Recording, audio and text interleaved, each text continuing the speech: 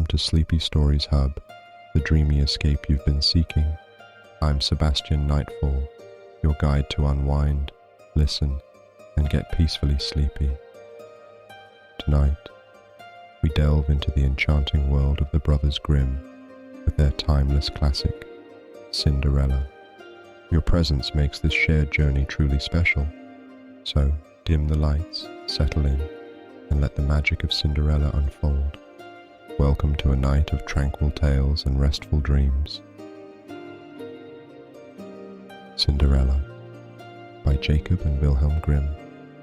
A rich man's wife became sick, and when she felt that her end was drawing near, she called her only daughter to her bedside and said, "Dear child, remain pious and good, and then our dear God will always protect you, and I will look down on you from heaven and be near you." With this, she closed her eyes and died. The girl went out to her mother's grave every day and wept, and she remained pious and good. When winter came, the snow spread a white cloth over the grave, and when the spring sun had removed it again, the man took himself another wife. This wife brought 2 daughters into the house with her. They were beautiful, with fair faces, but evil and dark hearts. Times soon grew very bad for the poor stepchild. "Why should that stupid goose sit in the parlor with us?" they said. "If she wants to eat bread, then she will have to earn it. Out with this kitchen maid." They took her beautiful clothes away from her, dressed her in an old grey smock, and gave her wooden shoes. "Just look at the proud princess. How decked out she is," they shouted and laughed as they led her into the kitchen. There she had to do hard work from morning until evening, get up before daybreak, carry water, make the fires, cook, and wash. Besides this, the sisters did everything imaginable to hurt her. They made fun of her, scattered peas and lentils into the ashes for her, so that she had to sit and pick them out again. In the evening, when she had worked herself weary, there was no bed for her. Instead, she had to sleep by the hearth in the ashes, and because she always looked dusty and dirty, they called her Cinderella. One day it happened that the father was going to the fair, and he asked his 2 stepdaughters what he should bring back for them. "Beautiful dresses," said the one. "Pearls and jewels," said the other. "And you, Cinderella," he said, "what do you want?" "Father, break off for me the first twig that brushes against your hat on your way home." So he bought beautiful dresses, pearls and jewels for his 2 stepdaughters. On his way home, as he was riding through a green thicket, a hazel twig brushed against him and knocked off his hat. Then he broke off the twig and took it with him. Arriving home, he gave his stepdaughters the things that they had asked for, and he gave Cinderella the twig from the hazel bush. Cinderella thanked him, went to her mother's grave, and planted the branch on it, and she wept so much that her tears fell upon it, and watered it. It grew and became a beautiful tree. Cinderella went to this tree 3 times every day, and beneath it she wept and prayed. A white bird came to the tree every time, and whenever she expressed a wish, the bird would throw down to her what she had wished for. Now it happened that the king proclaimed a festival that was to last 3 days. All the beautiful young girls in the land were invited, so that his son could select a bride for himself. When the 2 stepsisters heard that they too had been invited, they were in high spirits. They called Cinderella, saying, "Comb our hair for us, brush our shoes and fasten our buckles. We are going to the festival at the king's castle." Cinderella obeyed, but wept, because she too would have liked to go to the dance with them.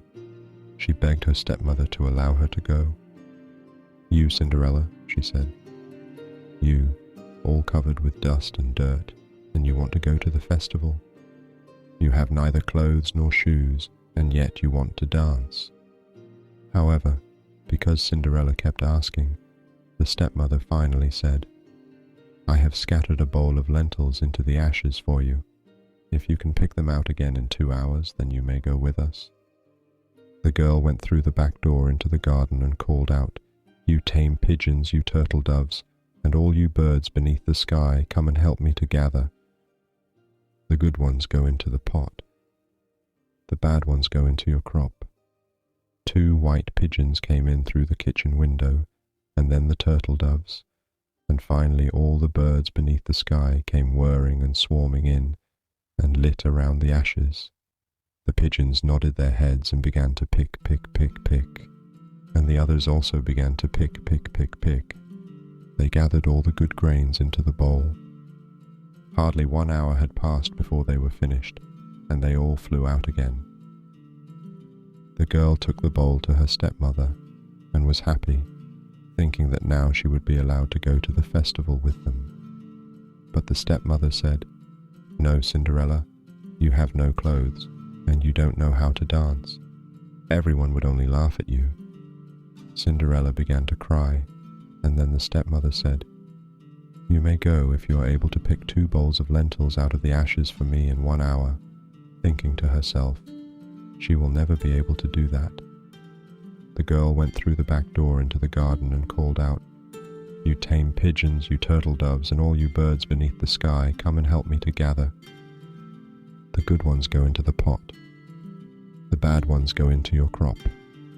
2 white pigeons came in through the kitchen window, and then the turtle doves, and finally all the birds beneath the sky came whirring and swarming in, and lit around the ashes.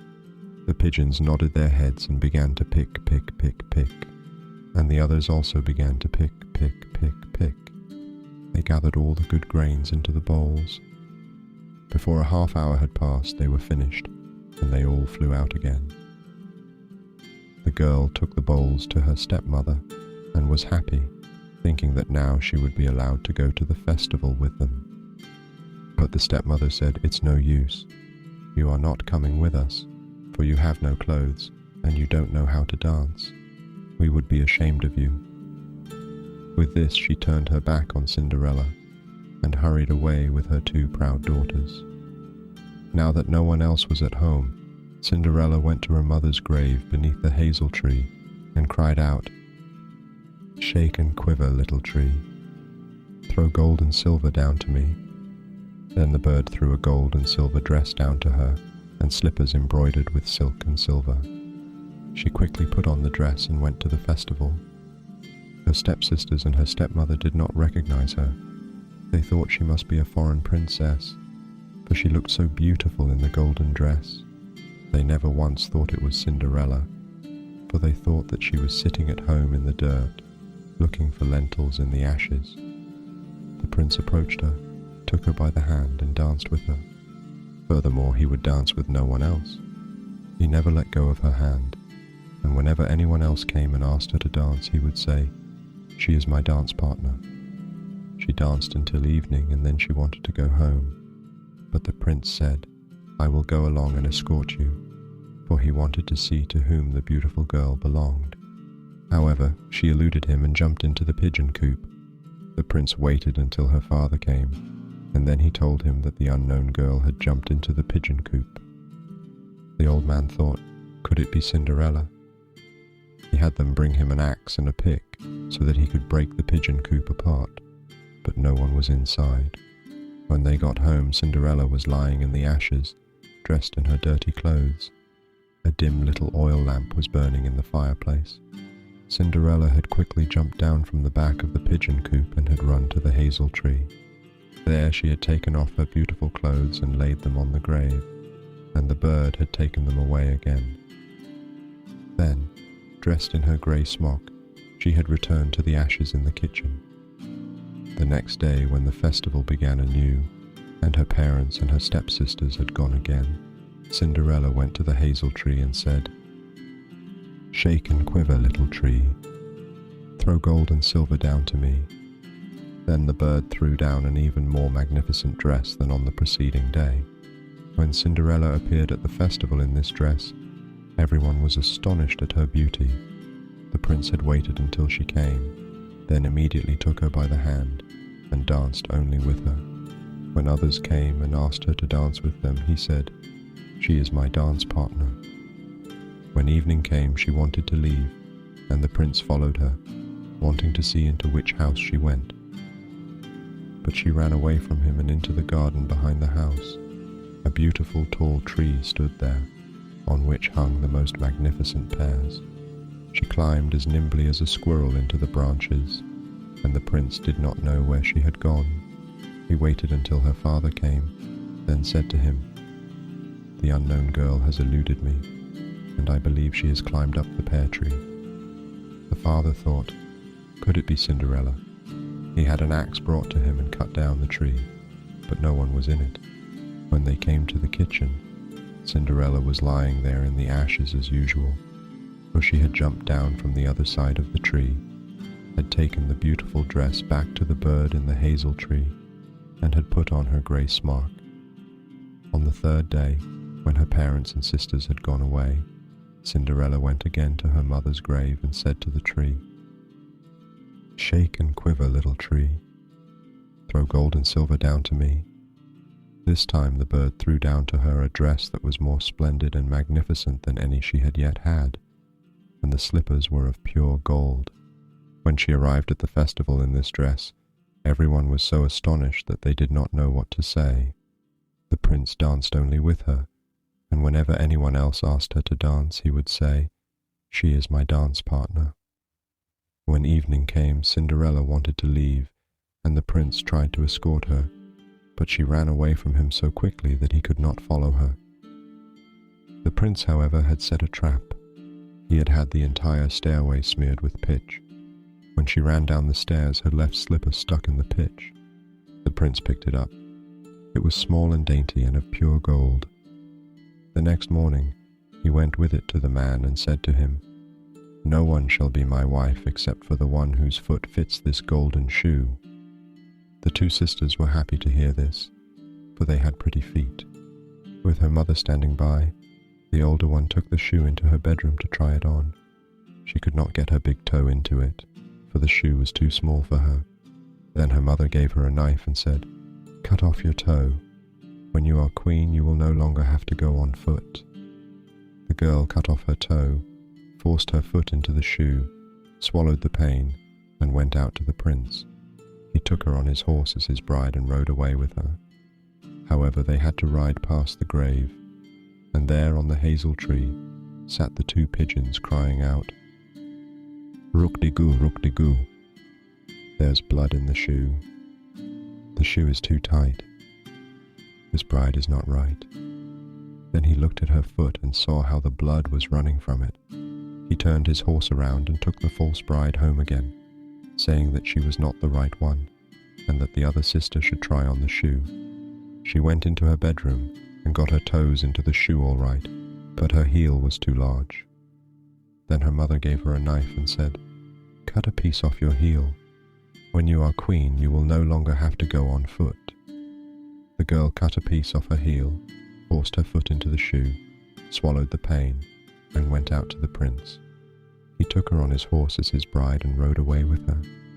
When they passed the hazel tree, the two pigeons were sitting in it, and they cried out, "Rook-de-goo, rook-de-goo. There's blood in the shoe. The shoe is too tight. This bride is not right." He looked down at her foot and saw how the blood was running out of her shoe, and how it had stained her white stocking all red. Then he turned his horse around and took the false bride home again. "This is not the right one either," he said. "Don't you have another daughter?" "No," said the man. "There is only a deformed little Cinderella from my first wife, but she cannot possibly be the bride." The prince told him to send her to him, but the mother answered, "Oh no, she is much too dirty. She cannot be seen." But the prince insisted on it, and they had to call Cinderella. She first washed her hands and face clean, and then went and bowed down before the prince, who gave her the golden shoe. She sat down on a stool, pulled her foot out of the heavy wooden shoe, and put it into the slipper, and it fitted her perfectly. When she stood up, the prince looked into her face, and he recognized the beautiful girl who had danced with him. He cried out, "She is my true bride." The stepmother and the two sisters were horrified and turned pale with anger. The prince, however, took Cinderella onto his horse and rode away with her. As they passed by the hazel tree, the two white pigeons cried out, Rukdigu, rukdigu. No blood's in the shoe. The shoe's not too tight. This bride is right. After they had cried this out, they both flew down and lit on Cinderella's shoulders, one on the right, the other on the left, and remained sitting there. When the wedding with the prince was to be held, the two false sisters came, wanting to gain favour with Cinderella and to share her good fortune. When the bridal couple walked into the church, the older sister walked on their right side and the younger on their left side, and the pigeons pecked out one eye from each of them. Afterwards, as they came out of the church, the older one was on the left side and the younger one on the right side, and then the pigeons pecked out the other eye from each of them. And thus, for their wickedness and falsehood, they were punished with blindness as long as they lived.